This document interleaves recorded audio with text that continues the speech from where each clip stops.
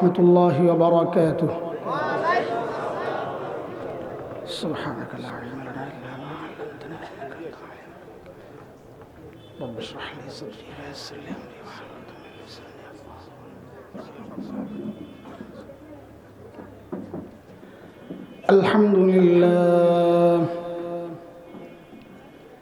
الحمد لله وكفى وسلام على عباده الذين اصطفى.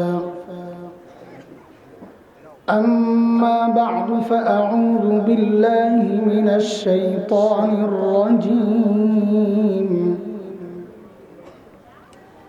بسم الله الرحمن الرحيم.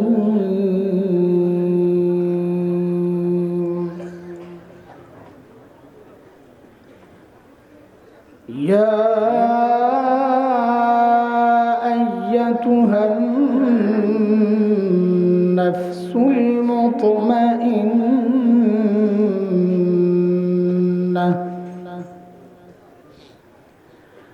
ارجعي إلى ربك راضية مرضية فادخلي في عبادي وادخلي جنتي.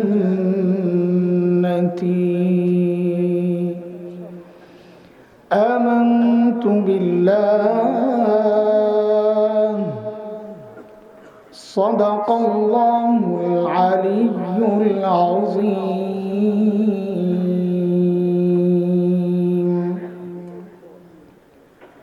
বোয়ালমারী কেন্দ্রীয় জামে মসজিদ কমিটির উদ্যোগে আয়োজিত ইসলামী যুব সমাজের পরিচালনায় ৩১তম বার্ষিক ওয়াজ মাহফিলের চলতি অধিবেশনের সম্মানিত সভাপতি, উপস্থিত হযরত উলামায়ে কেরাম, মুরব্বিয়ানে আযম,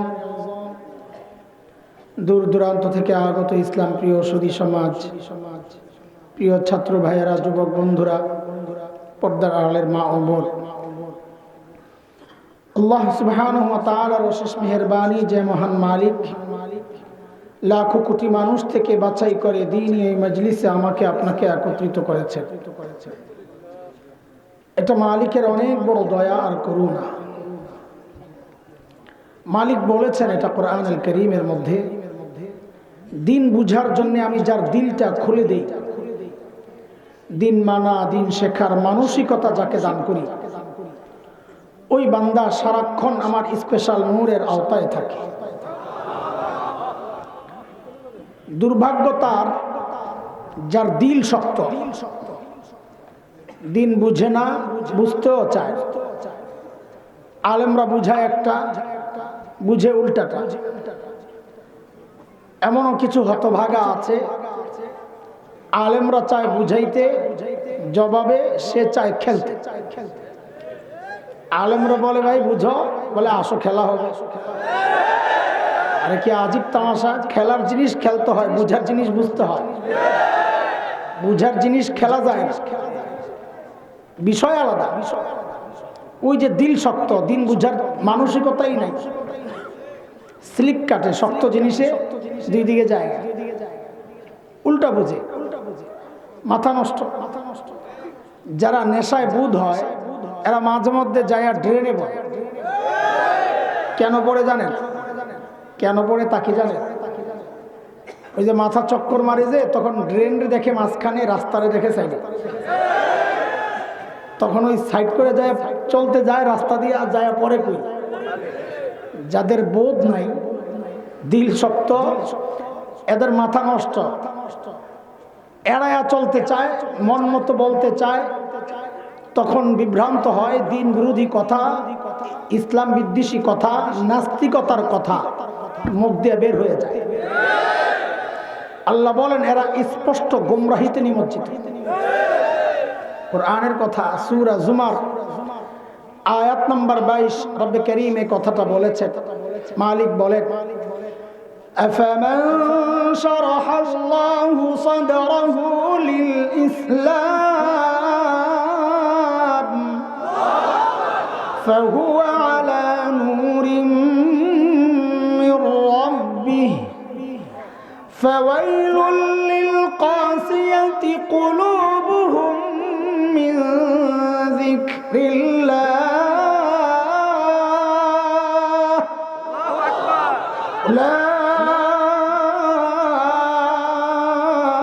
أولئك في ضلال مبين।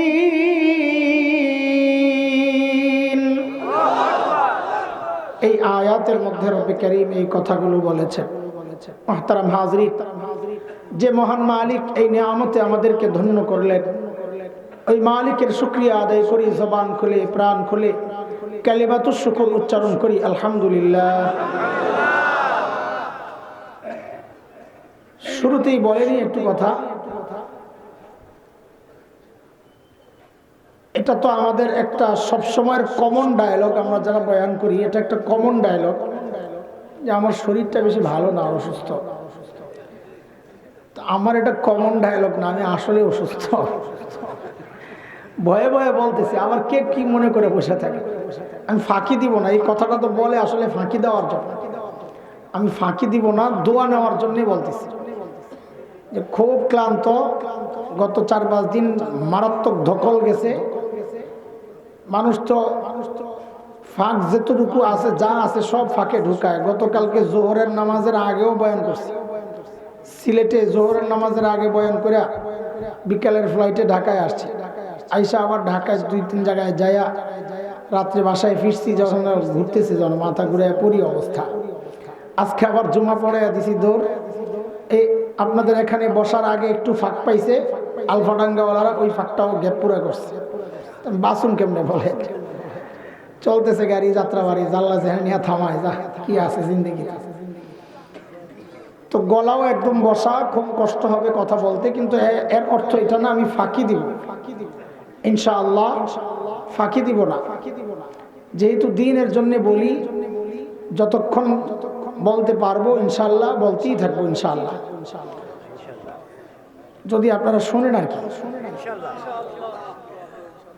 হ্যাঁ, একটু আগে আগে গেলে আমার জন্য সুবিধা হয়। মাঝখান থেকে কিছু ওঠাউঠি শুরু করবেন তো আয়োজকরা মনে করবে খাইতেছে না, তা আমারও শেষ করা তাড়াতাড়ি সহজ হবে। এমনি বলে মানুষ হয় না, তো আপনারা মানুষ জায়গা দিবেন কই? দেখছেন অবস্থা। আয় আল্লাহ, সূরা আল ফজরের শেষ 3টা আয়াত তিলাওয়াত করছি। দোয়া চাই, শুধু এটাই দোয়া করতে থাকেন যতক্ষণ থাকি এখানে, যেন এমন কিছু কথা আসে যেগুলো আপনাদের উপকারে আসে, আমারও উপকারে আসে। ও ভাই, কথা বলতেছি খালি আপনাদের উপকারের জন্য না। আমরা কথা বলি, বড়দের নির্দেশ এটা, যে বলার সময় এমনটা না ভাবা যে যারা বসছে এরা আমার চেয়ে খারাপ, এই জন্য আমি তাদেরকে বুঝাইতেছি। লা হাওলা ওয়ালা কুওয়াতা ইল্লা বিল্লাহ। বড়রা বলেন এই চিন্তা মাথায় আসলে তার জন্য বয়ান করা জায়েজ নেই, বরং বয়ান করার সময় ভাববে যে কোন কারণে আমি বসছি এখানে, ওরা বসছে ওখানে, এটা আল্লাহই জানে, বাকি মানুষ এগুলো আমার চেয়ে ভালো, এই বিশ্বাস রাখেই বসছি ভাই, আল্লাহি আল্লাহ সাক্ষী। তো দোয়া করেন আল্লাহ যেন আমাদের সকলের মঙ্গলের কথাগুলো মুখ দিয়ে বের করে দেন। এই যতক্ষণ বসে থাকবো এটা যেন কোনো আনুষ্ঠানিকতা না হয়, বিনোদনের কোনো উপলক্ষ না হয়, যেন দ্বীনের জরুরি কিছু কথা আমাদের জন্য আল্লাহ বের করে দেন। সূরা আল ফজরের শেষ 3টা আয়াত তিলাওয়াত করছি। ও, প্রতি বছরের মতো মনে তো থাকবে না, আপনারা দেখে খেলেন, আমি বারবার তাকাই পারুন না। দেখছেন সবাই? দেখছেন সবাই? বারবার তাকাইতে পারবেন না। এবার সাইড থেকে দেখেন, আপনারা বাম সাইড দিলাম আপনার করে, আপনাদেরকে দিলাম ডাইন সাইড। আপনারা ডাইনে বামে তাকায়েন না, তাহলে এদের উপর জুলুম হবে, শুধু সামনের দিকে তাকাবে, ভাগজাগ করে রাখার। আল্লাহ সুবহানাহু ওয়া তাআলা শুরুতেই ডাকছেন, ইয়া আইয়াতুহান নাফসুল মুতমাইন্নাহ, ও মুতমাইন নফস, ইরজিই ইলা রাব্বিক, তুমি তোমার রবের কাছে ফেরত আসো। দুইটা বিষয়, এক হচ্ছে এই ডাকটা আল্লাহ কাকে দেন, আরেক হচ্ছে কখন দিবেন, বিষয় দুইটা। তো প্রথম বিষয় হচ্ছে এই ডাকটা আল্লাহ কাকে দিবেন? মুতমাইন নফস কারা? মুফাসসিরদের ভিন্ন ভিন্ন মত আছে মুতমাইন নফস কারা। এর মধ্যে সবগুলোকে মিলালে যে রেজাল্টটা আসে, ফলাফল, সেটা হচ্ছে মুতমাইন নফস হইল ওই ব্যক্তি যে আল্লাহর ইচ্ছাকে নিজের ইচ্ছা বানায়, আল্লাহর চাওয়াকে নিজের চাওয়া বানায়, আল্লাহর পছন্দকে নিজের পছন্দ বানায়, আল্লাহর অপছন্দকে নিজের অপছন্দ বানায়। নেতার পছন্দ একদিকে, দলীয় সিদ্ধান্ত একদিকে, সে বলবে না আমি মালিকের পক্ষে, আমি দ্বীনের পক্ষে, শরীয়তের পক্ষে। যদি মানসিকতা এমন হয় তাইলে ওই ব্যক্তি হচ্ছে মুতমাইন নফসওয়ালা। আল্লাহ ডাকছেন, কখন ডাকেন? আমাদের হাকিমুল ইসলাম কারি তৈয়ব রহমতুল্লাহ আলাইহি, যিনি দারুল দেওবন্দ মাদ্রাসার প্রায় 50 বছরের মুহতামিম প্রিন্সিপাল ছিলেন, হযরত বলেন এই ডাকটা আল্লাহ তাআলা জান্নাতি বান্দাকে তার মৃত্যুর সময়ে দিবেন। ও ভাই, বাদাম বন্ধ, একদম আদবের সাথে শুনিয়া কোরআনের কথা। এটা আমার সমস্যা না, সমস্যা আপনার। কোরআনের আলোচনা হইলে মনোযোগ দিয়ে শুনতে হবে। আমি বাদাম খাইলে, হ্যাঁ বুড়ারা পান খাইতে পারবে, কারণ পান খাইলে এখন মনোযোগ বাড়ে। বুড়ারা পান না খাইলে উল্টা মনোযোগ নষ্ট হয়ে যাবে। এই জন্য বুড়াকে পান খাওয়ার অনুমতি আছে, কিন্তু বাদামওয়ালাদের বাদাম বন্ধ। আর পেটও শুরুতে হইবে। আমি তাকাই রয়েছি, আমার কি খাইতে মন চাইতেছে না? ডর ভয় কিচ্ছু নাই।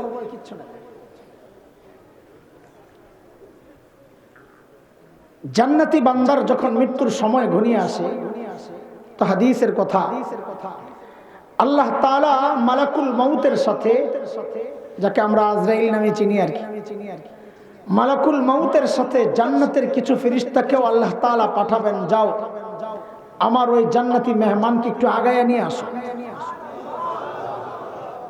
ও ভাই, আমরা দুনিয়ার মেহমান, এতেই দেখা যায় বহু দূর থেকে যায় আগায় নিয়ে আস।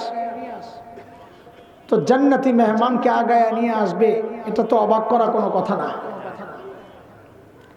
আসবে কেমনে? হঠাৎ যদি আসে বান্দা ভয় পেয়ে যাবে। জীবনে তো দেখে নাই ফেরেশতা।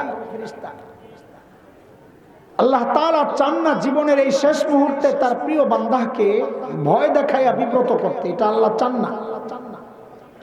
তা আসবেন কেমনে? হাদিসের কথা, বান্দা দেখবে দূর থেকে একটা আলো চমৎকার তার দিকে আগাইতেছে, সে এক নজরে তাকায়া থাকবে, কি এটা? চোখ ফিরাইতে পারবে। ধীরে ধীরে ধীরে ধীরে আলোটা তার কাছে যখন আসবে, তখন বুঝবে হায় মানুষের মতো দেখতে সুন্দর কিছু চেহারাওয়ালা লোক, ফেরেশতারা। তখন ফেরেশতারা এসে ডাকতে থাকে, বের হও, বের হও। কি বলে ডাকেন ফেরেশতারা, তাও হাদিসে আসছে। নবী আলাইহিস সালাম বলেন, ফেরেশতারা ডাকতে থাকে, ইয়া আইয়াতুহান নাফসুল মুতমাইন্নাহ কানাত ফিল জাসাদিত তাইয়িব উখরুজি ইলা রাউহিন ওয়া রাইহান ওয়া রাব্বি গায়রি গাদবান। ও মুতমাইন নফস, এতদিন তুমি পবিত্র শরীরের ভেতরে ছিলা, এখন বের হও। বলে কোথায় যাব? বলিলা রাউহিন ওয়া রাইহান, বাগ বাগিচা জান্নাতের দিকে। ও রব্বি গায়রি গাদবান, তোমার ওই রবের কাছে যে রব আজকের পর আর কোনোদিন অসন্তুষ্ট হবেন না। এভাবে ডাকতে থাকে। কিন্তু ডাকলে কি হবে? রূহ লম্বা সময় শরীরের ভেতরে ছিল, মহব্বত তৈরি হয়েছে একসাথে থাকতে থাকতে, এখন বের হতে চায় না, বের হতে চায় না। তো ফেরেশতারা আল্লাহকে জানাবেন, আল্লাহ আপনার মেহমান তো আসতে চায় না। তো হাদিসের কথা, আল্লাহ তাআলা তখন বলবেন, আমার মেহমানকে তার জান্নাতের বাড়িটা একটু দেখায় দাও। যেই না তার সামনে জান্নাতের বাড়িটা প্রকাশ পাবে, সে অস্থির হয়ে যাবে ওই সুন্দর বাড়ি দেখা যাওয়ার জন্য।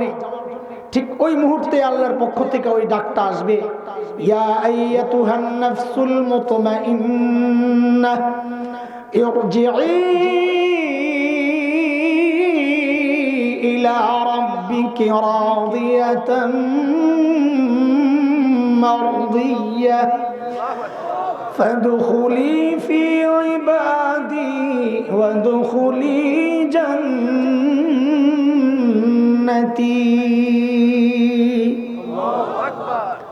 মুতমাইন নফস, তুমি তোমার রবের কাছে ফেরত আসো। খেয়াল করেন, ফেরেশতারা যখন ডেকেছিলেন, ফেরেশতারা বলেছিলেন উখরুজি, বের হও, বের হও। কিন্তু আল্লাহ তাআলা যখন ডাকছেন, আল্লাহ শব্দ পাল্টেছে। শব্দ পাল্টায় আল্লাহ কি বলতেছেন? ইরজিই, বের হও না, ফেরত আসো, ফেরত আসো, ফেরত আসো। তার মানে এই দুই শব্দের মধ্যে পার্থক্য আছে। কেউ নিজের ঘরে অবস্থান করতেছে, বাহির থেকে কেউ ডাকতেছে, ও ভাই একটু বাহিরে আসে। কিন্তু বাচ্চারা বাহিরে খেলাধুলা করতেছে, মা ডাকতেছে, এই খোকা ঘরে ফেরত আয়। বাহিরে থাকলে বলে ফেরত আয়, ভেতরে থাকলে বলে বাহিরে আসে। আল্লাহ তাআলা বলতেছেন, ও বান্দা তুমি ফেরত আসো। মানে কি? মানে তুমি তো জায়গা মতো নাই। বলে জায়গা কোনটা? বলে আসল জায়গা কোনটা? বলে ওই যে তোমার বাড়ি, জান্নাত দেখা যায়। ফেরত আসো, ইরজিই ইলা রাব্বিক রাদিয়াতান মারদিয়া, ওই রবের কাছে ফেরত আসো যেই রব দুনিয়ায় যা সিদ্ধান্ত দিয়েছিলেন তুমি খুশি মনে মেনে নিয়েছিলে, পরীক্ষায় পাশ করেছো। আজকে রব ফলাফল ঘোষণা করছেন, মারদিয়া, রব তোমার উপর রাজি। তাহলে এখন পুরস্কার দেন, পুরস্কার দেন। তো আল্লাহ তাআলা বলছেন অদখুলি জান্নাতি, যাও, পুরস্কার হচ্ছে জান্নাতে ঢুকে যাও। কিন্তু মাঝখানে কথা একটু রয়ে গেছে, সেটা হচ্ছে ফাদখুলি ফি ইবাদি। এটার কি মানে? নতুন জামাই, শ্বশুর বাড়িতে জামাইকে কত আদর করা হয়, তাই না? কথাই তো বলে জামাই আদর। বলেন তো সবচেয়ে বেশি আদর করেন কে? এই রে পোল্ট্রি রে, শাশুড়ি সবচেয়ে বেশি আদর করে। বুঝতে পারে নাই, মনে করছে শ্বশুর বাড়ির মধ্যে কে সবচেয়ে বেশি আদর। আর সবচেয়ে বেশি জিজ্ঞেস করছে কে, কে বেশি আদর করে? সবচেয়ে বেশি। আর আল্লাহ তো মানুষ, মানুষের মধ্যে সবচেয়ে বেশি আদর করেন কে? মানুষের মধ্যে মা। সবচেয়ে বেশি আদর দেখান শাশুড়ি। এইবার মিলাই আবার বলেন, সবচেয়ে বেশি আদর করেন কে? সবচেয়ে বেশি আদর দেখান কে? এই পার্থক্য যে পোড়া কপাল বুঝে না, ওই গন্ডগোল লাগায়। শ্বশুর বাড়ি থেকে এসবগুলা খাইয়া আসে, বাড়িতে এসে যখন দেখে মার কাছে এগুলা পায় না, তো মনে করে আমার মায়ের চেয়ে মনে হয় আমার শাশুড়ি বেশি আদর করে। গাদা, ওই শাশুড়ির মেয়েটার একটু ছাইয়া দিয়া দেখ কত আদর তোরে করে। আমি তো খুব ভালো বুঝি, আমার শাশুড়ি আমারে খুব আদর করে, অনেক আদর করেন। বড় জামাই ওই বাসায় রেখে আসছি শ্বশুর শাশুড়ি। তো শ্বশুর বাড়িতে গেলে অনেক আয়োজন হয়, ধনী মানুষ। ওই যে আইসাই বসে বসে দেখতেছিলাম যে এই আপনাকে কোরআন শরীফের এই ছাপার পয়সার একটা ভাগ আমার পকেটেও যায়। আমার শ্বশুরের প্রকাশনীর এই কিতাব কোরআন শরীফ, নাদিয়াতুল কোরআন প্রকাশনী, আমার শ্বশুর মালিক। তো ধনী মানুষ, ওই ছোটবেলায় পড়ছেন আপনারা নাদিয়া, কায়দা, আমপারা, দোয়া মাসুরা, এগুলো সব আমার শ্বশুরের ছাপা। তো অনেক আয়োজন। তো আমি বুঝি যতই খাওয়ান, আমার মার চেয়ে আপনি বেশি আদর করেন না। এটা এখন তো খুব ভালো বুঝি। কেন? মাহফিল শেষে যখন বাসায় ফিরি, তো বাচ্চারা যখন নানা বাড়ি থাকে ঢাকাতে, মাঝে মধ্যে শ্বশুর বাড়ি চলে যাই। তো গিয়ে তো আজ পর্যন্ত কোনোদিন পাই নাই যে শাশুড়ি সজাগ বসে আছে যে জামাই আসবে। অথচ আহারে মা যখন জীবিত ছিলেন, ঘরে যখন ফিরতাম মধ্যরাতে, শেষ রাতে, যা কি দেখতাম, বিবি ঘুমাচ্ছে, বাচ্চারা ঘুমাচ্ছে, ওই একজন মানুষ তার ঘরে, তার রুমে জায়নামাজ বিছাইয়া বসে আছে। মাঝে মধ্যে যাইয়া জড়াইয়া ধরতাম, মা ঘুমান না, মা ঘুমান না। তো কি বলতেন? বাবারে যতক্ষণ বাহিরে থাকো ঘুম তো আসে না,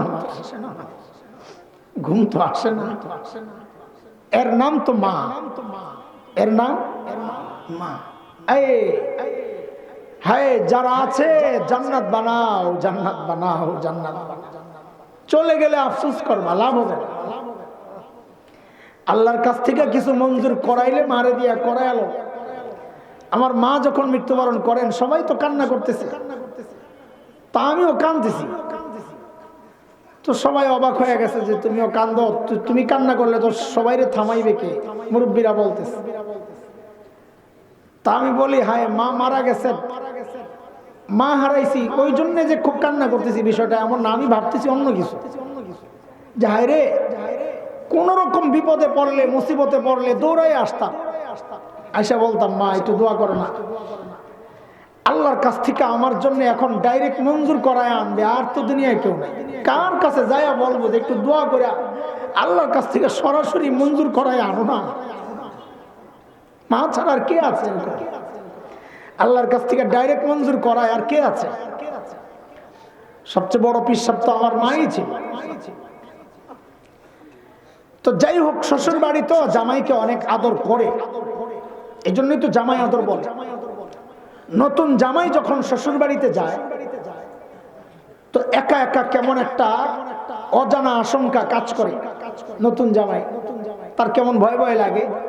তো যাওয়ার সময় কি করে, ছোট কোনো ভাই, চাচাতো, খালাতো, মামাতো, ফুফাতো, কাজিন কাউকে সাথে নিয়ে নেয়, অথচ আদর পাবে তারপরও নিয়ে নেয়। একা একা ভয় ভয় লাগতেছে। ঠিক বান্দাকে আল্লাহ যখন বলবেন জান্নাতে যাও, যদি বান্দার দিলে ওই জিনিসটা জাগে যে একা একা বিশাল জান্নাত, না জানি কি হয়, তো আল্লাহ যেন ওই জবাবটাই দিচ্ছেন, ফাদখুলি ফি ইবাদি। এরে বান্দা তুমি একা না, আমার আরো স্পেশাল বান্দারা আছে, তুমি তাদের দলভুক্ত হইয়া একসাথে জান্নাতে ঢুকে যাও। মুহতারাম হাজরিন, এজন্য আমাদের জীবনের সকলের চূড়ান্ত টার্গেট এইটাই বানানো উচিত। আজকে তো টার্গেট ঠিক করি আমরা, এক একজনের এক এক টার্গেট। কারো তো টার্গেট একটা বড় বাড়ি বানাবে, কারো টার্গেট মেম্বার হবে, কারো টার্গেট চেয়ারম্যান হবে, কারো এমপি, কেউ ইউরোপ যাবে, কেউ আমেরিকা। এক একটা টার্গেট ঠিক করে। কিন্তু ইমানদারের টার্গেট হওয়া উচিত, প্রত্যেকটা ইমানদারের, যে আমার মৃত্যু যেন হয় ওই অবস্থায় যে আমার মালিক মৃত্যুর সময় ডেকে বলেন, এ বান্দা আমি তোর উপর রাজি আছি। প্রত্যেকের জীবনের টার্গেট এইটাই হওয়া উচিত। দেখেন গত বছরও মনে হয় আপনাদের এখানে দোয়া করছি, এটা আমার মনে পড়ে না, কিন্তু এই দোয়া খুব করতাম আমি। কাবার গিলাফ ধরে কত যে কাঁদছি, কাবার দরজায় ঝুলে ঝুলে কত যে চিৎকার আমি পারছি এই দোয়াগুলা করে করে। আরাফার মাঠে কত চিৎকার পারছি এই দোয়া করে। আল্লাহ সেজদা অবস্থায় মৃত্যু দিও, আল্লাহ আল্লাহ তাওয়াফ করা অবস্থায় মৃত্যু দিও, আল্লাহ তোমার কালামের তিলাওয়াত করা অবস্থায় মৃত্যু দিও, আল্লাহ যুদ্ধের ময়দানে, জিহাদের ময়দানে এমন মৃত্যু দিও যে আমার লাশটাও খুঁজে না পাওয়া যায়, ছড়াইয়া ছিটাইয়া বিচ্ছিন্ন টুকরা টুকরা হয়ে ছিটাইয়া থাকবে, লাশ খুঁজে পাওয়া যাবে না। আল্লাহ এমন মৃত্যু দিও, এই দোয়া করতাম। এক সময় হঠাৎ মনে আসলো যে দোয়া যা করতেছি ঠিক আছে কিনা। কেন নবী আলাইহিস সালাম তো তওয়াফ অবস্থায় মৃত্যুবরণ করেন নাই, তিলাওয়াত অবস্থায়ও না, সেজদা অবস্থায়ও না। আম্মা জান আয়েশা রাদিয়াল্লাহু তাআলা আনহার কোলে মাথা রেখে শুয়ে শুয়ে মৃত্যুবরণ করেছে। তো আমি কি দোয়া করতেছি? দোয়া ঠিক আছে, কিন্তু দোয়াটা এমন হলে ভালো হয় যে আল্লাহ এমন মৃত্যু দিও যে মৃত্যুর সময় তুমি আমার উপর রাজি থাকো। কেন কেন এটা? কারণ আমি সেজদা অবস্থায় মৃত্যুবরণ করলাম, ঠিক আছে, আল্লাহ আমার দোয়া কবুল করছে। সেজদা অবস্থায় মৃত্যুবরণ করলাম, কিন্তু আমার মালিক আমার উপর রাজি না, তো এই সেজদার তো কোনো দাম নাই। তওয়াব আর তিলাওয়াত অবস্থায় মৃত্যুবরণ করলাম, কিন্তু আমার মালিক আমার উপর রাজি না, তো এই তওয়াফ আর তিলাওয়াতের তো কোনো দাম নাই। বরং হাঁটতে হাঁটতে মৃত্যুবরণ করছি, শুয়ে শুয়ে মৃত্যুবরণ করছি, খেতে খেতে মৃত্যুবরণ করছি, কিন্তু আমার মালিক আমার উপর রাজি, তাইলে আমি জান্নাতি। এই জন্য আমাদের সকলের জীবনের টার্গেট একটাই, মৃত্যুর সময় যেন মালিক ডেকে বলেন, বান্দা আমি তোমার উপর রাজি। ও ভাই, যেহেতু আমাদের আমলের জন্য বসছি না, কোনো আনুষ্ঠানিকতা, এই মাহফিল আমলি কিছু কথা শুনবো এই জন্যই তো, নাকি এখান থেকে নতুন এক জীবন শুরু করবো ইনশাআল্লাহ। তো কথাগুলো তো মনে রাখা লাগবে। এখন উড়াদুরা মারলাম, আপনি ভুলে গেলেন, কিচ্ছুই মনে নাই, তাহলে তো আমল করবেন কেমনে? এই জন্যে আমি বয়ানও তো করি এমনি পড়ানোর মতো করে, যেন মনে থাকে, সহজে বলার চেষ্টা করি, বুঝানোর চেষ্টা করি। তো চলেন বয়ানটারে একটু ভাগ করে নেই, টুকরা টুকরা করে নেই, তো আপনার মনে রাখা সহজ হবে। 1 2 3 4 চারটা টুকরা করি। প্রথম টুকরার আলোচনা হয়ে গেছে যে আমাদের জীবনের, প্রত্যেকের জীবনের টার্গেট এইটাই হোক যে মালিক যেন মৃত্যুর সময় বলে, ও বান্দা আমি তোমার উপর রাজি।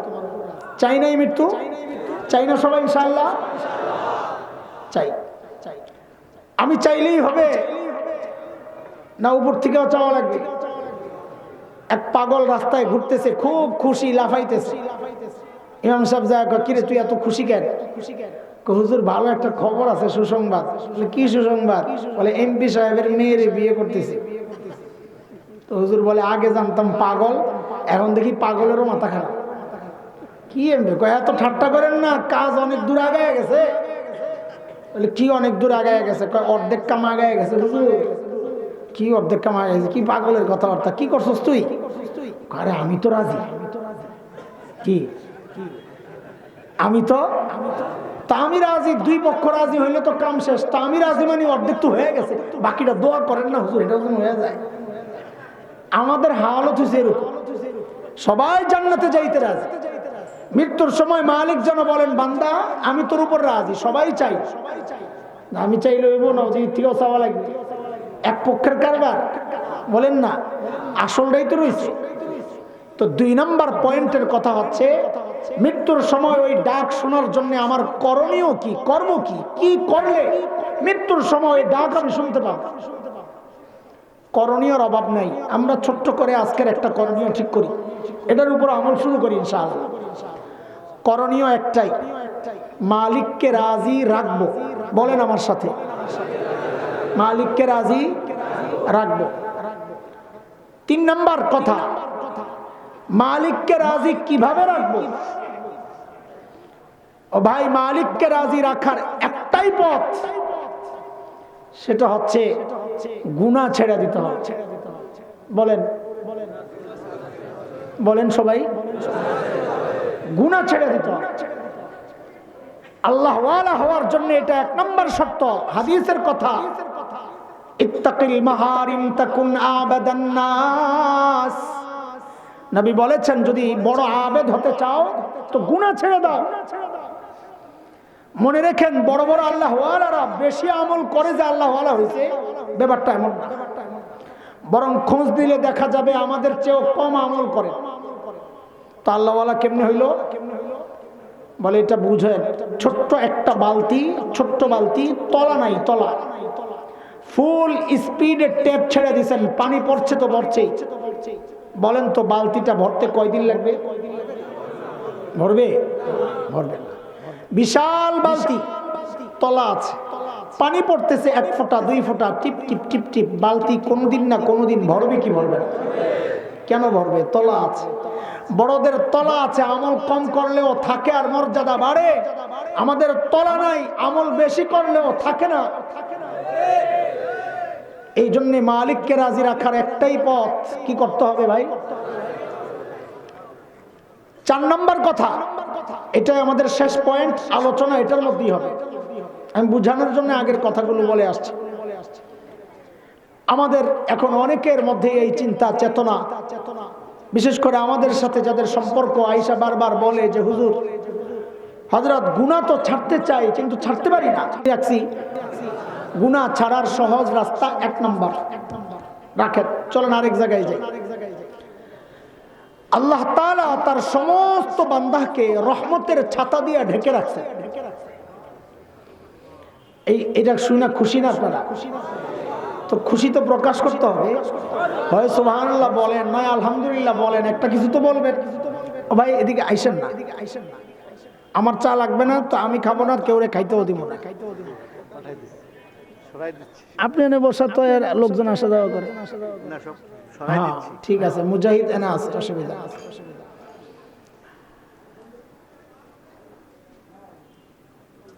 আমি আমার কথাগুলো সবগুলোকে চেষ্টা করব কোরআনের আয়াত দিয়ে সাজাইতে। তাফসীরুল কোরআন মাহফিল নাম দিছে, নামও তো দেয় নাই, ঠিক আছে, চেষ্টা করব।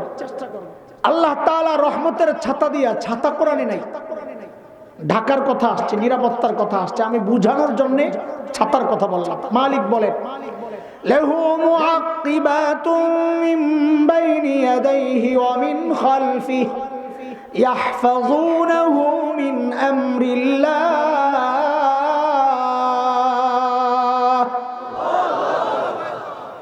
আল্লাহ বলেন নিরাপত্তা দিয়েছি আমি চারদিক থেকে।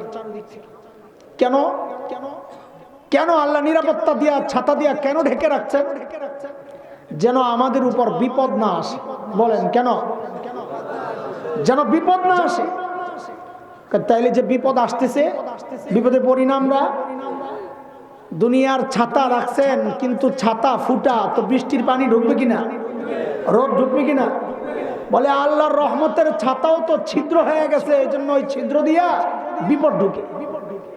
রহমতের ছাতা ছিদ্র হইয়া, ছিদ্র দিয়া বিপদ ঢুকে। বলে বাপরে বাপ, আল্লাহর রহমতের ছাতা ছিদ্র করে, এত শক্তি আবার কার?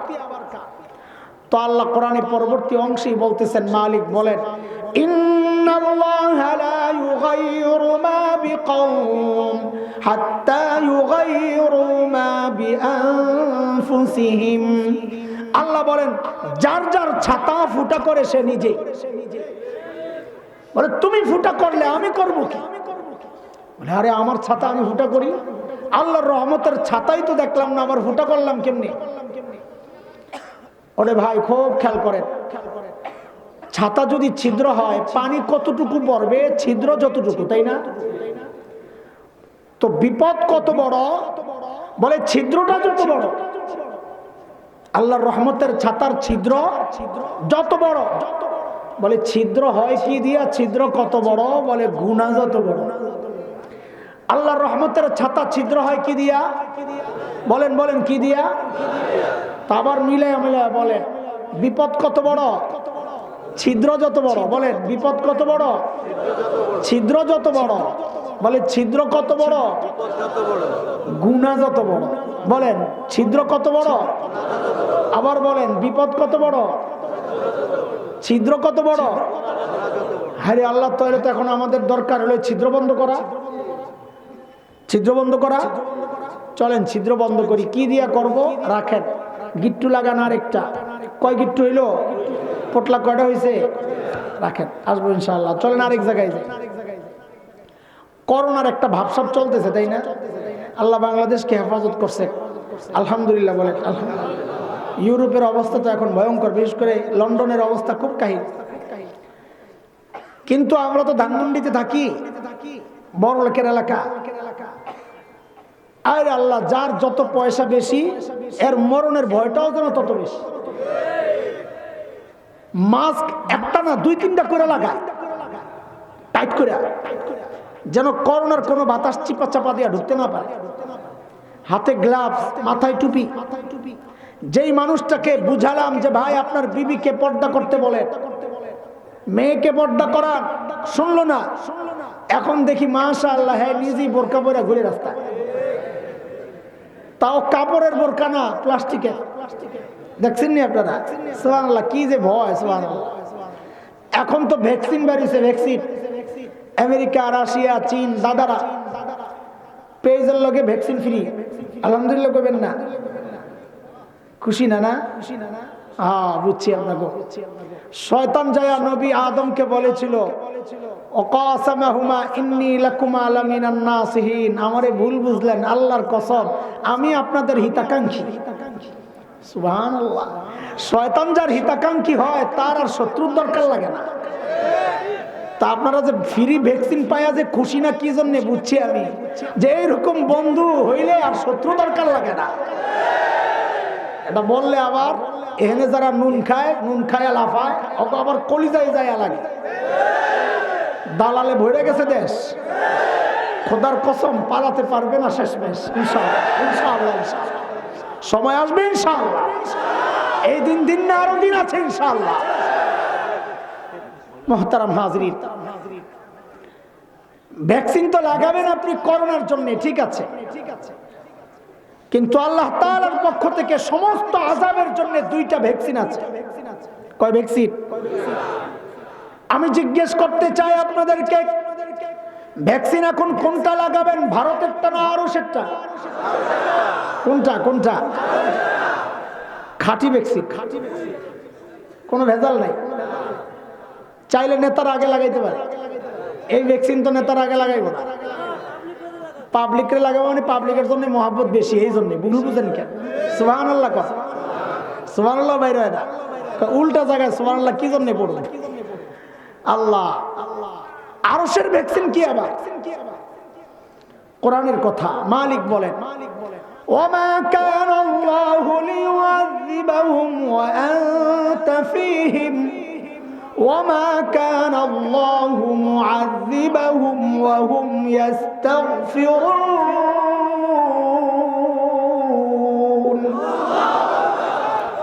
আল্লাহ বলেন, নবী আমার, দুনিয়ার মানুষ আপনাকে ইজ্জত না দেখ, সম্মান না দেখ, আমার কাছে আপনার অনেক ইজ্জত।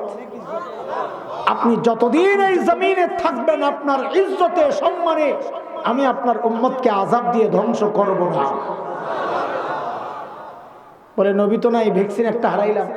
নবী আলাইহিস সালাম নিজে একটা ভ্যাকসিন, আছেন তো আযাব নাই, আছেন তো আমরা তো নবী হারাইছি, নবী তো নাই। তার মানে কি ভ্যাকসিন একটা মিস করছি? হ্যাঁ, না না, বড়রা বলেছেন, কেউ যখন নিজের জীবনকে সুন্নত দ্বারা সাজায়, যে সুন্নতের সাথে লেগে থাকে, সে যেন নবী আলাইহিস সালামের সঙ্গী আছে। তো মানে কি? মানে হচ্ছে সুন্নতের জীবন বানাইলে খোদার কসম খায়া বলি আযাব স্পর্শ করতে পারে। ভুল বুঝবেন না, আমি করোনা বলি নাই, আমি বলছি আযাবে ধরবে না। কোন আল্লাহওয়ালা নেককারকে যদি করোনায় ধরে, আপনি আবার বললেন না হ্যাঁ তো আল্লাহওয়ালা, আরে করোনায় কেন ধরলো? আমাদের এক ভাই বয়স কম বলে ফেলছে, এক বড় মুফাসসির, নামে বড় আর কি, মাশাআল্লাহ, বয়স কম, বলে নামাজিরে করোনায় ধরবে না, যদি ধরে তো কোরআন মিথ্যা। নাউযুবিল্লাহি মিন যালিক। এটা কিভাবে বলে? কদিন পরে দেখলাম ঢাকা আলিয়ার সাবেক প্রিন্সিপাল না ভাইস প্রিন্সিপাল করোনায় মারা গেছে। তো এটা কি বেনামাজি ছিল? কারে কি বলবো? বুঝে নাই। আরে ভাই, করোনা একটা বিপদ। বিপদ কখনো আযাব হয়, বিপদ কখনো পরীক্ষা হয়। সূরা রোম আয়াত 61 মালিক বলেছেন, যাহারাল ফাসাদু ফিল বাররি ওয়াল বাহর বিমা কাসাবাত আইদিন নাস। বিপদ, আযাব। আবার সূরা বাকারায় মালিক বলেন, ওয়ালানাবলুওয়ান্নাকুম বিশাইইন মিনাল খাউফি ওয়াল জু'। আল আয়াহ। ওখানে আল্লাহ বলেন, কখনো কখনো আমি বিপদ দেই পরীক্ষার জন্য, এটা আযাব না। আল্লাহ ওয়ালাকে যদি করোনায় ধরে, বুঝতে হবে এটা আযাব না, এটা পরীক্ষা। বলে পরীক্ষা কেন দেন? কাছে টানার জন্য। আল্লাহ বান্দাকে একটা উদাহরণ দিলে বুঝবেন। আমার ছোট্ট একটা মেয়ে আছে, এখন 7-8 বছর বয়স। যখন 2-2.5 বছর ছিল, মায়ের দুধ যখন ছাড়ছে, বাচ্চারা মায়ের দুধ যখন ছাড়ে তো কিছুদিন মায়ের সঙ্গ ছাড়ে না, খুব জ্বালায়। তো আমাদের দুইজনের মাঝখানে ঘুমায়। তা আমারও তো খারাপ লাগে, আমার কাছে আসতে চায় না। তো কাছে আনার জন্য মাঝে মধ্যে ফন্দি করতাম, বুদ্ধি কি ধাক্কা দিতাম, খুসা, আয় সরো সরো, তুমি আমার কাছে আসবে না, আম্মুর কাছে যাও, তুমি আমার কাছে আসবে না, তুমি আমার কেউ না, বলছি কেউ না। ওই যে বড় মেয়ের নাম বলে বলতাম, ও আমার আম্মু, তুমি কেউ না, যাও যাও যাও। তো ডিজিটাল পোলাপাইন তো বুঝে যে বাবা অভিমান করছে, তো না না বাবা বাবা তুমি আমার বাবা, ও যত আসতে চায় আমি আরো ধাক্কা দেবো। ভাই ধাক্কার মাকসাদ কি? আরো কাছে আসা। ধাক্কা না দিলে তো আসবে না, তাই বাবা বাবা বাবা আয় না, লাফাই এসে কোলে পড়ে, বাবা বাবা তুমি আমার কলিজা বাবা।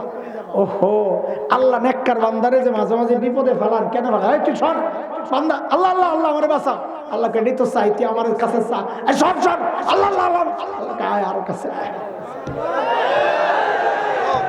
আল্লাহ। মাঝে মধ্যে আমরা কান্নাকাটি করে দোয়া করি, আল্লাহ দেও দেও দেও দেও। পাবলিক বলে আমার দোয়া কবুল হয় না। আরে তুই কেমনি বুঝিস কবুল হয় না? পাই নাই তো, না পাইলে বুঝি কবুল হয় না। এত কান্না, আল্লাহ আমার দিকে একটু তাকাইলো না, গাদা। আল্লাহ কেন তাকায় না বুঝো? তো শোনো, ওই যে পিচ্চি মেয়ে, আমি আমার বাচ্চাদের থেকে সবক নেই, খালি এগুলা চিন্তা করি। বাসায় তো একা, ভাই বোন তো সব মাদ্রাসায় জায়গা, তো একা একা বিচ্ছু খালি ঘুরে সকালবেলা, আমি তো ঘুমাই যাই, তো মারে খুব ডিস্টার্ব করে, থাপ্পড় টাপ্পড় খায়া আবার ঘুরে ফিরে আসে, কি করবে একা একা। তো একটা নির্দিষ্ট টাইম আছে, বুঝে যে বাবার মোটামুটি ঘুম হয়েছে, তো মাঝে মধ্যে কাপড় টাপড় গামছার কোনা টোনা আমার নাকের মধ্যে ঢুকে ঘুম থেকে জাগায়। তো উঠাই মাঝে মধ্যে মেজাজ খারাপ হয়ে যায়। তো কয়দিন পরে দেখি সিস্টেম পাল্টাইছে, পাল্টায় কি করে, ওই আমার নাকের সাথে এসে নাকের ঘষে, ডিজিটাল তো, তো নাক যে ঘষে মানে ঘুমও ভাঙ্গায়, বুঝায় আমি ঘুম ভাঙ্গাইতেছি, আমি আদর করতেছি। বাবা তো আমি ছোট্ট বাচ্চা যখন এসে এরকম নাক ঘষে, তো আমার তো খুব মজা লাগে। তা আমিও চিন্তা করি যে এখন যদি চোখ খুলি তো যাবে গা, সারাদিন আর ডাইকা নাক ঘষানো যাবে, তো তুই নাক ঘষতে থাক, আমি দাঁত পাত খিচ্ছা ঘুমের ভান করে মাঝে মাঝে টানও দিই, নাক ঘষে। আমার তো দারুণ মজা লাগতেছে, আমি জানি চোখটা খুললেই যাবে না। আরে ভাই, তুমি যে মালিকের কাছে খালি কান্নাকাটি করতেছো, মালিক আরে আমার কি ভালো লাগতেছে, আমার বান্দা আমার কাছে আইছে, দোয়াটা কবুল করলে তো তুই যাবি, তুই থাক আমার কাছে। আল্লাহ, ভাই বোন মালিক দোয়া কবুল করে না, করে মালিক চান তুমি ওইভাবে কান্নাকাটি করো, লেগে থাকো। হায় হায় হায়, কেমনে বুঝবো কোনটা আযাব কোনটা পরীক্ষা? কেমনে বুঝবো বিপদ আমার জন্য আযাব না পরীক্ষা? কেমনে বুঝবো? হযরত মুফতি তাকি ওসমানী দামাত বারাকাতুহুল আলিয়া বলেছেন, বিপদের পর যদি গুনাহ বেড়ে যায়, শয়তানের লেঞ্জা টানে বসে বসে। শয়তানের লেঞ্জা তো বুঝেন, সিগারেট আর কি, আমি নাম দিছি শয়তানের লেঞ্জা। শয়তানের লেজ টানে বসে বসে, কিরে ভাই এত এত ধূমপান করো কেন তুমি? বাইরে টেনশনে আছে, টেনশন দূর করে কি দিয়া? তাহলে টেনশন একটা বিপদ, এই বিপদ এর মধ্যে সে করতেছে গুনাহ। বিপদে পড়ে যদি কেউ গুনাহ করে, তার অপরাধ যদি বেড়ে যায়, তো বুঝতে হবে ওই বিপদ তার জন্য আযাব। বিপদে পড়াই মসজিদে যাতায়াত বেড়ে গেছে, আমল বেড়ে গেছে, ইবাদত বেড়ে গেছে, জিকির আজকার বেড়ে গেছে, কান্নাকাটি বেড়ে গেছে, দান সাদাকা বেড়ে গেছে, বুঝতে হবে ওই বিপদ তার জন্য পরীক্ষা। আল্লাহ যা চাইছেন তা আল্লাহ পাইছেন, বিপদে ফালাইছে তো বান্দা আল্লাহকে ডাকা বাড়াইয়া দিচ্ছে। 2 নাম্বার ভ্যাকসিন মালিক বলেন, ওমা কানা আল্লাহু মুআযিবাহুম ওয়া হুম ইস্তাগফিরুন।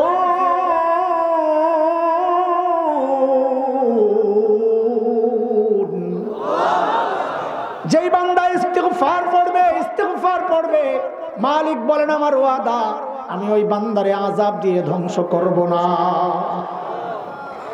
রে ভাই, ইস্তিগফার বড় আজীব এক আমল, দারুণ এক আমল। কত বিপদ থেকে যা আল্লাহ ইস্তিগফার দিয়ে বাঁচায়া দেয়। হযরত হাসান বসরি রাহমাতুল্লাহ আলাইহির কাছে এক লোক আসছে, আয়েশা বলে কি, হযরত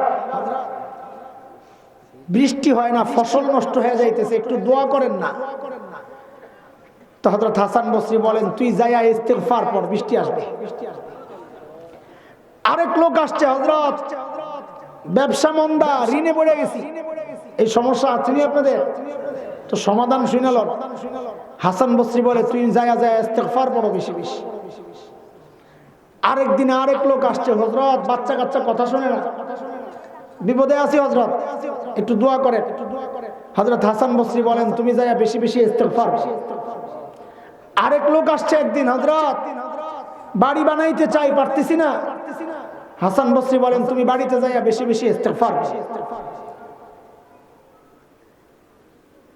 আমি থাকলে কি বলতাম? ওই দরবারে এক খাদেম ছিল, খাদেম জিজ্ঞেস করছে, হযরত বুঝলাম না কিছু, যে আসে তারে খালি ইস্তিগফার ধরাই দিতেছেন, ঘটনা কি? আমি থাকলে বলতাম, হুজুর এটা কি গুলিস্তানের হালুয়াই? গুলিস্তানের হালুয়া বুঝেন? ঢাকার গুলিস্তানের নাম তো শুনছেন? বাটপাটদের আখড়া, গুলিস্তান আর সদরঘাট। খুব সাবধানে থেকে গেলে ছোটবেলায় আমরা দেখতাম গুলিস্তানে হালুয়া বিক্রি করতো বাটপাররা। মাথা ব্যথা, সর্দি, জ্বর, কাশি, আমাশা, জন্ডিস, গিরায় গিরায় ব্যথা, পেটে ব্যথা, আরো কত রোগ শরমে আমি বলতে পারতেছি না, বুঝা লইস। সব রোগের এক চিকিৎসা হালুয়া। বলে এটা কি গুলিস্তানের হালুয়া পাইছেন? ইস্তেগফার রে, সব রোগের এক চিকিৎসা। আমি থাকলে এটা বলতাম। এই সমাজের কিছু মানুষ, একটু দুঃখের কথা কই আপনাকে লগে, কই কম আমগো তার জায়গা নাই। এই সমাজের কিছু মানুষ এখন আমাদেরকে গুলিস্তানের হালুয়া বিক্রেতা বানাইতে চায়। সব রোগের এক ওষুধ। মানে কি? মানে হচ্ছে এই হুজুর এত চিল্লা চিল্লির দরকার কি? একটু ঠান্ডা, আস্তে আস্তে নরম নরম সুরে কেন্দ্রে কেটে উন্মত্রে বুঝান যায় না? সব এক চিকিৎসা। খালি কবরের ওয়াজ শুনতে চায় মানুষ। দুনিয়ার উপরে উঠলে এটা রাজনীতির আলাপ। আসমানের জমিনের মাঝখানের কথা বললেই কি উস্কানিমূলক বক্তব্য। কাদির কল্লোল বিবিসির সাংবাদিক আমারে ফোন করছেন, সাক্ষাৎকার নিবি। মাহফিল উল্টাপাল্টা হচ্ছে, কোথাও কোথাও করতে দেওয়া হচ্ছে না, এই রিপোর্টের উপর ভিত্তি করে সাক্ষাৎকার নিবি। তা আমারে বলে আপনারা তো উস্কানিমূলক বক্তব্য দেন, এই অভিযোগ আসছে, রাজনীতির আলাপ করেন। তা আমি বলেছি ভাই, রাজনীতির যে কোনটা আলাপ, উস্কানিমূলক বক্তব্য যে কোনটা, আজ পর্যন্ত আমি বুঝি নাই।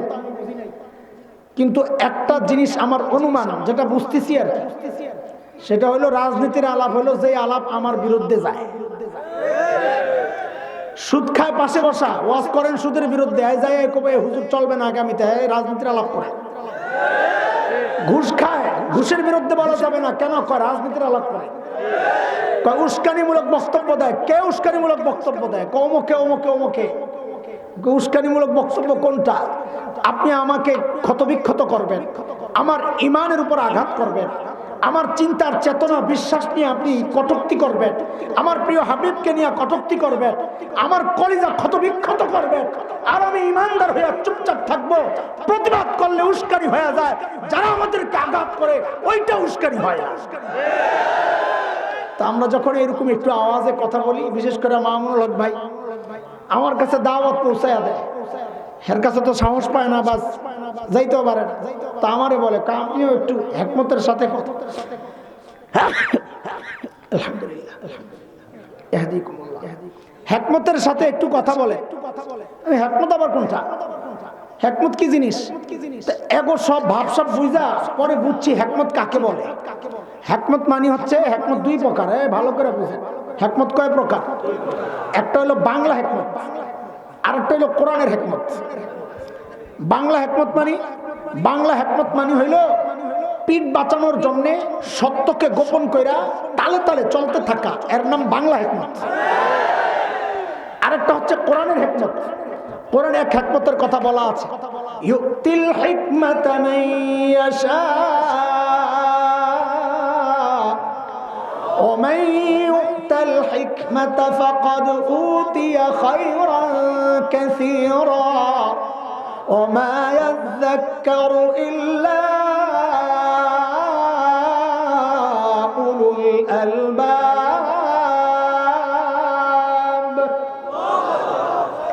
এই হিকমত মানে হচ্ছে যখন যা প্রয়োগ করা দরকার তা করা, এর নাম হলো হিকমত। যদি উম্মতকে চোখের পানি ফেলে ফেলে বুঝাইতে হয়, আমাদের দাওয়াত ও তাবলীগের ভাইদেরকে আমরা পাঠাইয়া দেই, যাও পৌঁছে পৌঁছে বুঝাও। ডাক্তার, অভিজ্ঞ ডাক্তার যদি প্যারাসিটামলের রোগী হয়, তাকে যদি অপারেশন করে, ওইটা অভিজ্ঞ ডাক্তার না, বিজ্ঞ ডাক্তার না। আবার অপারেশনের রোগীকে যদি প্যারাসিটামল খাওয়াইতে চায়, ওই ডাক্তারও বিজ্ঞ ডাক্তার না। উম্মতের অবস্থা বুঝে আলেম কথা বলবে।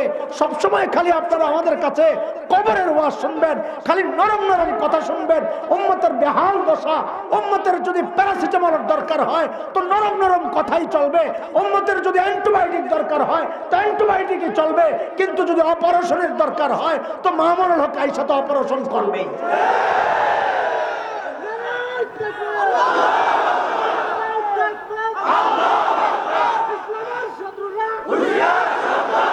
রোগী গেছে হসপিটালে, রোগী গেছে হসপিটালে, যায় দেখে হসপিটালে লেখা অপারেশন থিয়েটার। কি রোগী যায় আমি হসপিটালে ভর্তি হবো না, কি জন্য কয় জঙ্গি থাকে। কি কিসের জঙ্গি? কই যে অপারেশনের সিস্টেম আছে। হসপিটালে অপারেশনের সিস্টেম থাকবে না? থাকবেই তো।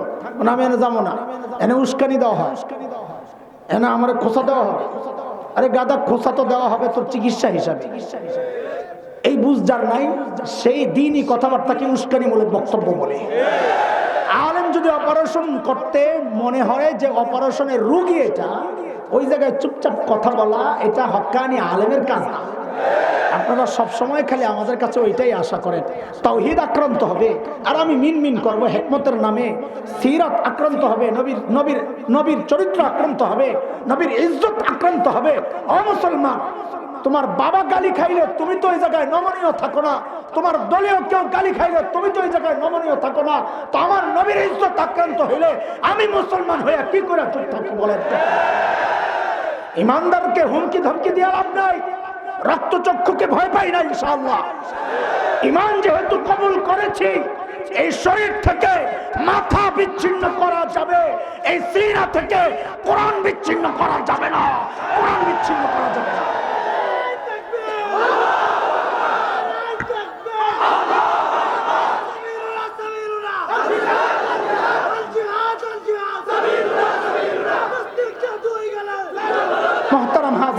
মোহতারাম হাজরিন, কথা বলতেছিলাম ইস্তিগফার নিয়ে, কই গেছি আমারও মনে নাই, খবর নাই।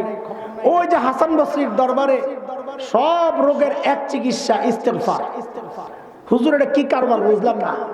তা হযরত হাসান বসরি বলেন, আরে এটা নবী নূহ আলাইহিস সালামের চিকিৎসা, আর এই চিকিৎসা আল্লাহর পছন্দ হয়েছে বলে আল্লাহ কোরআনে সূরা নূহের মধ্যে ওই চিকিৎসা উল্লেখ করে দিয়েছেন।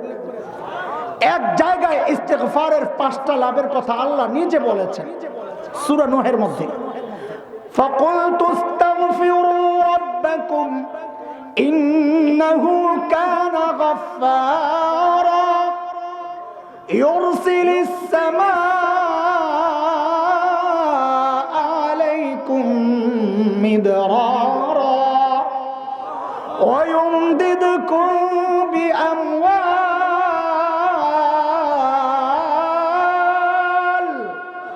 ওয়া বানিন ওয়া ইয়াজআল লাকুম জান্নাত ওয়া ইয়াজআল লাকুম আনহারা। ওই যে 5টার কথা আগেই বলেছি। যাই হোক, বেশি বেশি ইস্তিগফার করবো ভাই, বেশি বেশি ইস্তিগফার করবো, আল্লাহ যে কোনো বিপদ থেকে বাঁচাইয়া দিবেন ইনশাআল্লাহ। চলেন, এখানে কথা বাড়াইলে আরো লম্বা হয়ে যাবে। আমরা ওই গিট্টু খুলি, মনে আছে? 2 নাম্বার গিট্টু কি রেখে আসছি? ছিদ্র বন্ধ করতে হবে। মাশাআল্লাহ, ছিদ্র বন্ধ করতে হবে। যেই ছিদ্র দিয়া বিপদ ঢুকে, ছিদ্র করছি কি দিয়া? গুনাহ দিয়া। গুনাহ দিয়া যেই ছিদ্র করছি রহমতের ছাতা, ওই ছিদ্র দিয়া বিপদ ঢুকে। এখন আমার কাজ, বিপদ থেকে বাঁচতে হইলে ছিদ্র বন্ধ করা লাগবে। বলে ছিদ্র বন্ধ করব কি দিয়া? এতক্ষণ আলোচনা করছি, ছিদ্র বন্ধ করার রাস্তা একটাই, ইস্তিগফার দিয়া ঠেক দাও। কি দিয়া? গুনাহ করে ফেলছো, বিপদ আসতেছে, ওই বিপদ থেকে বাঁচার জন্য কি পড়তে হবে? বেশি বেশি।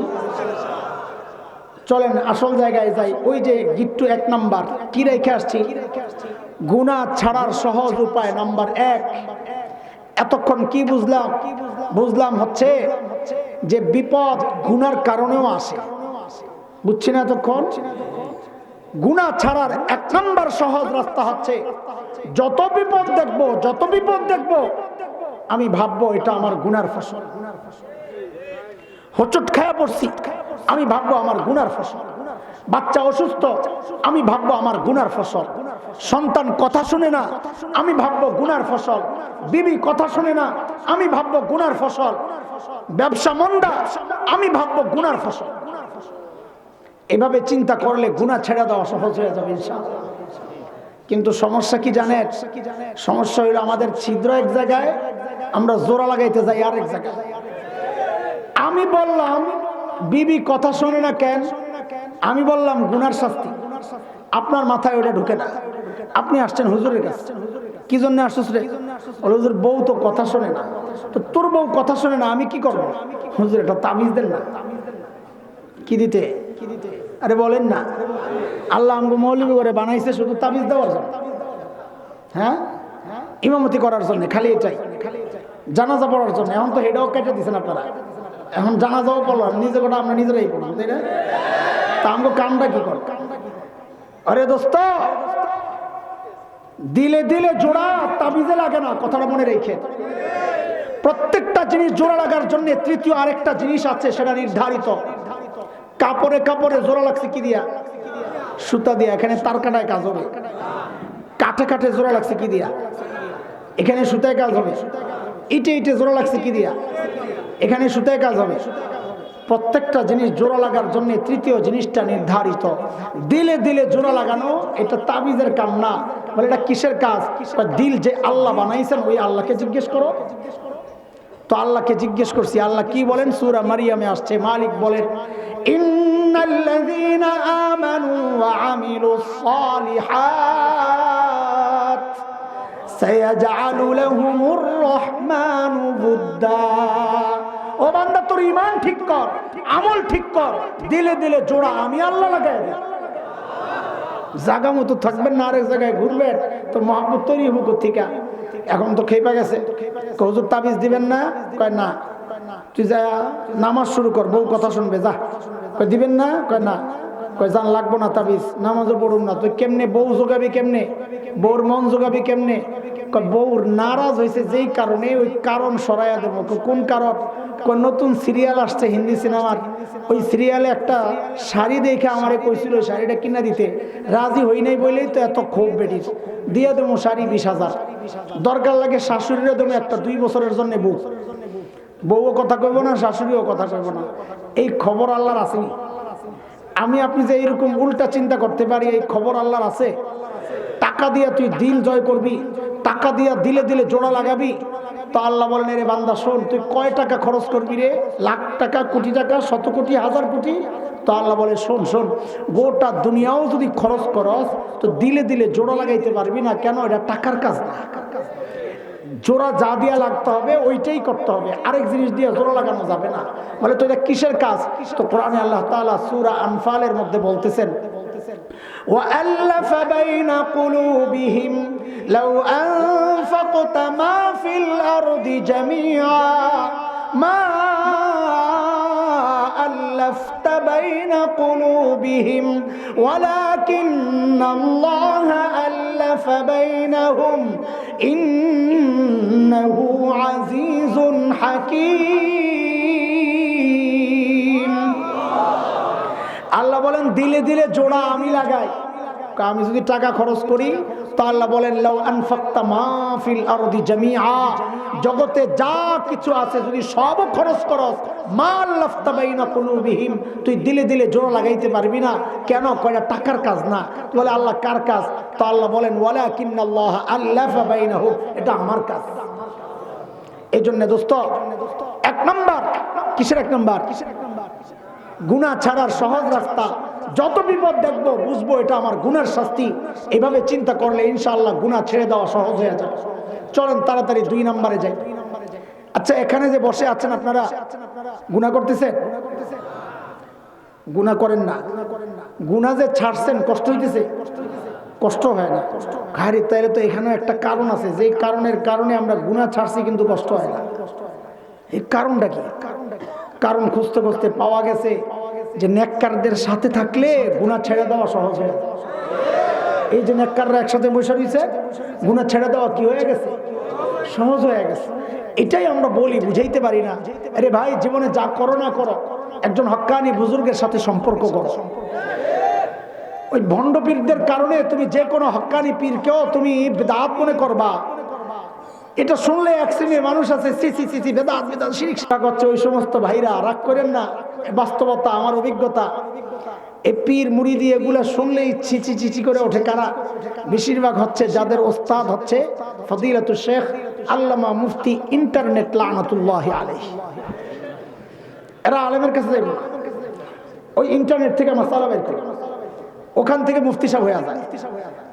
কথাগুলো ভালো লাগতেছে না আপনাদের, আমি বুঝি, কিন্তু ভালো না লাগলেও আমার বলা লাগবে, কারণ রুগীর চিকিৎসা ভালো লাগবে না। সব রুগীর চিকিৎসা, অপারেশন ভাল লাগে না, ইঞ্জেকশন কি রুগী খুব খুশি হয়, তাই না? হ্যাঁ, ওষুধ তিতা ওষুধ তো মজা লাগে না, সবসময় খালি না পাখাইতে চান সিরাপ। তুমি যে অপারেশনের রুগী, এটা বলবে কে? ভ্যাকসিন দেওয়া লাগবে তোমার, ভ্যাকসিন। চলেন 2 নাম্বার গেল, চলেন 3 নাম্বারে যাই। ও ভাই যুবকরা বিশেষ করে একটু মনোযোগ দিয়ে শোনো কথাগুলো, শেষ কয়টা কথা। গুনাহ করার সময় একবার তো ভাবো, দুনিয়ার মানুষ একটা ছোট্ট বাচ্চা দেখলে তুমি গুনাহ করতে চাও না, লজ্জা লাগে, বাচ্চাটা কি বলবে? মায়ের সামনে গুনাহ করো না, লজ্জা লাগে, মা কি বলবে? মানুষের সামনে গুনাহ করো না, লজ্জা লাগে, মানুষ কি বলবে? গোপনে যায় আমরা চুপে চুপে গুনাহ করি, দরজা জানালা আটকায়া। ওরে ভাই আমার, দুনিয়ার মানুষ তো দেখলো না, কিন্তু যেই মহান সত্তা দেখলে দুনিয়া বরবাদ আখিরাত বরবাদ, সেই মালিকের দরজা জানালা তো সব খোলা। একটু কি লজ্জা লাগে না যে মালিক তাকায় আছে? মালিক তাকায় আছে বলে, মালিক কি তাকাই আছেন আসলে? তো মালিক বলেন আলাম ইয়ালাম বিআন্নাল্লাহ ইয়ারা, সে জানে না আমি তাকায় রইছি। বলে কিভাবে তাকায় রইছেন? আর চোখে ওই দূরে দেখা যায়, দিকে তাকায় রইছে, একটু দেখা যায় ওইরকম। সূরা তুরের মধ্যে মালিক নবীকে ডেকে বলেন, ওয়াসবির লিহুকমি রাব্বিক ফাইন্নাকা বিআয়ুনিনা। নবী আমি আপনার দিকে সরাসরি তাকায় রইছি, সরাসরি। বলে কখনো কখনো তাকায় থাকলে নজর থাকে এক জায়গায়, মন থাকে আরেক জায়গায়। মালিক কি আমার দিকে ওইরকমই তাকায় আছে? বলেন না। মালিক বলেন ওয়ালা তাহসাবান্নাল্লাহ গাফিলান আম্মা ইয়ামালুয যালিমুন। জালেম যেন এমনটা না ভাবে আমি তার কৃতকর্ম সম্পর্কে গাফেল।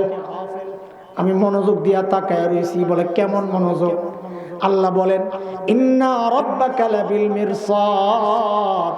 নবী আমার, আপনার রব কিন্তু ওত পাইতা রইছে। শিকারী যেমন চূড়ান্ত সতর্কতার সাথে তাকায়া থাকে, আল্লাহ ওই রকম তাকায় রইছে। শুধু কি তাকায় আছেন নাকি? না। আমি আপনি যখন গুনাহ করি, যুবক ভাই, আমি আর তুমি যখন গুনাহ করি, মালিক শুধু তাকায় থাকেন না, মালিক ডাকতে থাকেন। এই তুই কেন গুনাহ করতেছিস? কি বলে ডাকেন? কোরআনে তাও আসছে। মালিক বলেন ইয়া আইয়ুহাল ইনসান মা গররাকা বিরাব্বিকাল কারীম। ও মানুষ, ওই কারীম রবের ব্যাপারে তোমারে কে ধোকায় ফেলে? বলে মালিক কারীম তো ওই সত্তা যিনি না চাইতেই দেন। আমারে আপনি না চাইতে কি দিছেন? তো আল্লাহ যেন জবাব দিচ্ছেন, আরে জালিম, অন্তত নিজের চেহারাটার দিকে একটু তাকায়া দেখ, না চাইতে তোর কি দিছি। এই চোখ তুই আমার কাছ থেকে চায়ানেস নাই, এই কান চায়ানেস নাই, এই জিহ্বা চায়ানেস নাই, অঙ্গ প্রত্যঙ্গ চায়ানেস নাই।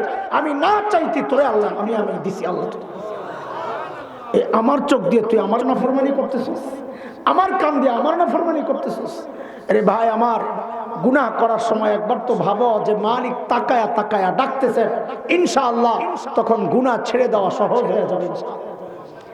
শেষ নাম্বার 4 নাম্বার, গুনাহ ছাড়ার সহজ রাস্তা শেষ করতেছি। গুনাহ করার সময় একবার তো ভাবো যে আমাকে মালিকের সামনে দাঁড়াইতে হবে, দাঁড়াইতে হবে। এই ভয় আমাদের কলিজায় নাই, সাহাবায়ে কেরামের ছিল। হযরত আব্দুল্লাহ ইবনে ওমর তিলাওয়াত করতেছিলেন, ইয়াউমা ইয়াকুমুন নাসু লিরাব্বিল আলামিন। রব্বুল আলামিনের সামনে একদিন সবাইকে দাঁড়াইতে হবে। হযরত আব্দুল্লাহ ইবনে ওমর এই আয়াত পড়তেছেন, কাঁদতে আব্দুল্লাহ ইবনে ওমর বেহুশ হয়ে সাইয়েদনা আবু বকর, আল্লাহর ভয়, আল্লাহর সামনে দাঁড়াইতে হবে, কিভাবে ঢুকছে, একা দূরে যায় আবু বকর কাঁদতেন। কি বইলা? ইবনা আবি কুহাফা, আয় আবু কুহাফার বেটা, তুই মানুষ কেন হইলি রে? এখন তুই আল্লাহর সামনে দাঁড়াইয়া কেমনি হিসাব দিবি? আবু বকর কাঁদতেন। আমি আপনি মনে মনে ভাবতেছি যে গুনাহ করব, আল্লাহ জিজ্ঞেস করলে আমি অস্বীকার করব যে না আমি এই গুনাহ করি নাই। তো আল্লাহ বলেন কি জানেন, এরে বান্দা অস্বীকারের সুযোগ তোর নাই। কেন? আমি তোর সাথে একটা দুইটা না আটটা সিসি ক্যামেরা ফিট করে রাখছি। সাক্ষী সাক্ষী কয়টা? গুনাহ করার সময় ওই 8টা সাক্ষীকে পেছনে ফেলাইয়া গোপনে পারলে গুনাহ করো, বলে দিলাম, পারলে গোপনে গুনাহ করো, যেন ওই 8 সাক্ষী দিতে না পারে। এর মধ্যে 1 নম্বর সাক্ষী হচ্ছে যে জায়গায় দাঁড়াইয়া গুনাহ করব ওই জায়গা আল্লাহর কাছে সাক্ষী দিবে। কোরআনের কথা মালিক বলতেছেন, ইয়াউমা ইযিন তুহাদ্দিসু আখবারাহা বিআন্না রাব্বাকা আওহা লাহা। জমিন কথা বলবে আল্লাহর কাছে, আল্লাহ আমি সাক্ষী, আমার উপর দাঁড়ায় আসে গুনাহ করছে, যাও এমন জায়গায় যায় গুনাহ করো যেন জমিন সাক্ষী দিতে না পারে। বলে হ্যাঁ আমি উপরে চড়ে গুনাহ করব, প্লেনে চড়ে, তাইলে তোর জমিন সাক্ষী দিতে পারবে না। তা আল্লাহ বলেন তাও বাঁচবি না। কেন? তোর হাত কথা বলবে, তোর পাও কথা বলবে। আল-ইয়াওমা নাখতিমু আলা আফওয়াহিহিম, আল্লাহ বলেন আমি জবান বন্ধ করে দিব। ওয়া তুকাল্লিমুনা আইদিহিম ওয়া তাশহাদু আরজুলুহুম বিমা কানু ইয়াকসিবুন। হাত কথা বলবে, হাত বলবে আল্লাহ আমি সাক্ষী, আমার দিয়ে গুনাহ করছি, যাও হাত যেন না দেখে গুনাহ করো, যায় পাও যেন টের না পায়, যায় গুনাহ করো।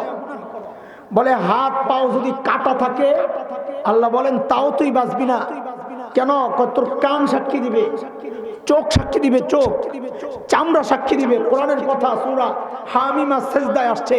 মালিক বলেন হাত্তা ইযা মা জাউহা শাহিদা আলাইহিম সামউহুম ওয়া আবসারুহুম ওয়া জুলুদুহুম বিমা কানু ইয়ামালুন। এরে যুবক ভাই, হেডফোন লাগায়া গান শোনো, হেডফোন লাগায়া গান শোনো, তাই না? ভেবেছো দুনিয়ার কেউ জানবে না। আল্লাহ বলেন এরে বান্দা কারো জানার দরকার নাই, কারো জানার দরকার নাই। যে কান দিয়া গুনাহ করতেছ ওই কান তোর বিরুদ্ধে সাক্ষী দিবে। অন্ধকার ঘরে একা একা মোবাইল টিপতেছো, তাই না? ন্যাংটা ছবি দেখতেছো, যুবক ভাই আমার, ভাবতেছো দুনিয়ার কেউ জানে না, আমি একা একা দেখতেছি। আল্লাহ বলেন এরে বান্দা দুনিয়ার কারো জানার দরকার নাই। যে চোখ দিয়ে তুই গুনাহ করতেছস ওই চোখই তো তোর বিরুদ্ধে সাক্ষী দিবে। বলে চোখ নষ্ট, কান নষ্ট, তাইলে বাঁচবি না। তাও চামড়া সাক্ষী দিবে, চামড়া। বলে চামড়া আবার কেমনে কথা বলবে?